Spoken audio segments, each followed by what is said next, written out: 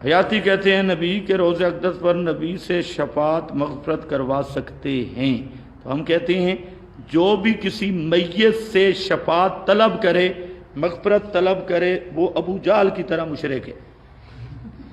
بے شک ابو جہل کی طرح مشرک بن جاؤ، ڈنڈے سے تو ہم روک نہیں سکتے، تو کرواؤ، عقیدہ رکھو۔ وہ بھی کہتے تھے ہؤلاء شفاؤنا عند اللہ، ابو جہل یہی کہتا تھا، یقولون ہؤلاء شفاؤنا عند اللہ۔ حضرت ابراہیم کی قبر پہ جا کے، اسماعیل کی قبر پہ جا کے، ان کی صورتوں کے ساتھ کھڑے ہو کر وہ کہتے تھے ہؤلاء شفاؤنا عند اللہ، یہ ہمارے اللہ کے ہاں سفارشی ہیں۔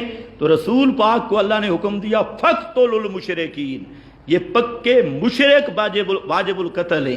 تو اگر تو نے بھی فقتلوا المشرکین کا فرد بننا ہے، المشرکین کا، تو بے شک تو شفاعت طلب کرتا رہے۔